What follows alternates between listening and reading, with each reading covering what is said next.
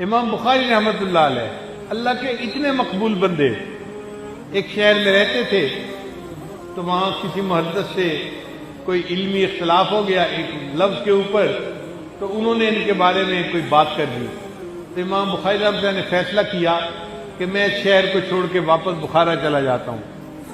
اس شہر میں امام بخاری کے اتنے محبت کرنے والے تھے کہ جب گئے تھے تو 8000 گھوڑوں پر لوگوں نے سوار ہو کر ان کا استقبال کیا تھا۔ آپ بتائیں 8000 گھوڑے کتنے ہوتے ہیں؟ یعنی 8000 کاروں پر شہر سے باہر نکل کے امام بخاری کا استقبال کیا تھا۔ ہزاروں لوگ تھے پیدل اور امام بخاری کو لے کے اس شہر میں آئے تھے اور امام بخاری نے وہاں رہنا شروع کیا۔ بڑے شاگرد تھے، امام مسلم رحمۃ اللہ بھی تھے اور بھی تھے وہاں پر جو امام بخاری کے شاگرد تھے، مگر ایک علمی اختلاف کی وجہ سے وہاں کی فضا خراب ہو گئی تو امام بخاری رحمۃ اللہ نے سوچا کہ میں اب یہاں سے شہر چھوڑ کے واپس بخارا چلا جاتا ہوں۔ جب بخارا جانے کا ارادہ کیا تو امام بخاری کو چھوڑنے والا ایک بندہ بھی نہیں تھا۔ کتابوں میں لکھا ہے کہ امام بخاری نے رات کو نکلنے کا فیصلہ کیا کہ لوگ مجھے دیکھے بھی نہ، رات کے اندھیرے میں اس شہر سے نکل رہے ہیں اور دو شخص ساتھ ہیں، ایک امام مسلم رحمۃ اللہ علیہ اور ایک اور تھے۔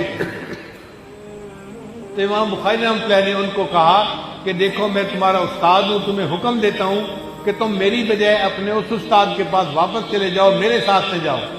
اپنے دو شاگردوں کو بھی واپس بھیج دیا اور تنے تنہا اکیلے شہر سے نکلے۔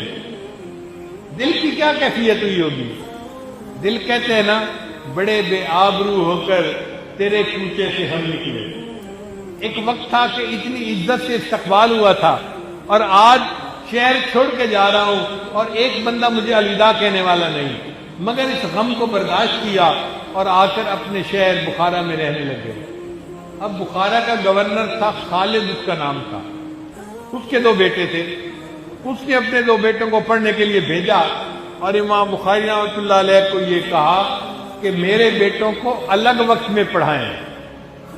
امام صاحب نے کہا نہیں، علم کی ناقدری ہے، میں جیسے طلباء کو درس دیتا ہوں یہ بھی عام طلباء کے اندر آ کر بیٹھیں گے اور وہیں پڑھیں گے تو میں پڑھا دوں گا۔ اس نے کہا نہیں، یہ گورنر کے بیٹے ہیں، مجھے الگ وقت چاہیے۔ امام بخاری رحمۃ اللہ نے فرمایا نہیں، میں علم کی ناقدری نہیں کر سکتا، میں دنیا داروں کی خاطر کیوں علم کا احترام چھوڑ دوں، میں اپنے طریقے پر پڑھاؤں گا، آپ کے بچوں کو عام مجمع میں بیٹھ کے پڑھنا پڑے گا۔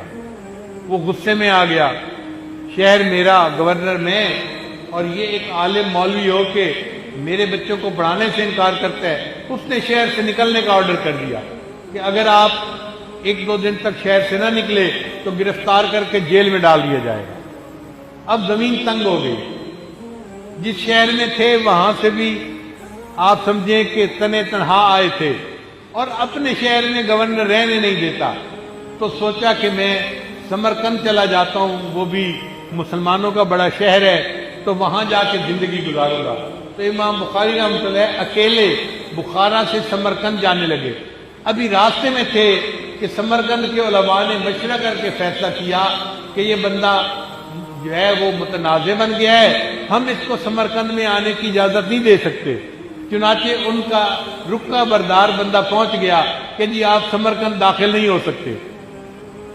یہ ہے نہ جائے ماندن نہ پائے رفتن۔ بخارا چھوڑ کے آ گئے تھے، سمرقند داخل نہیں ہو سکتے تھے۔ جب رکا ملا اور علماء نے کہا کہ جی آپ ہمارے شہر میں نہیں آ سکتے، اب جگہ نہیں ملنے تھی، جاؤں تو کہاں جاؤں۔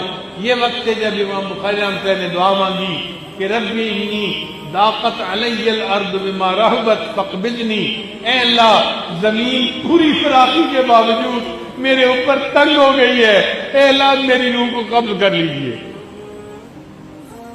اللہ کے کتنے مقبول بندے ہیں، محبوب صلی اللہ علیہ وسلم کی بارگاہ میں کتنی قبولیت ہے۔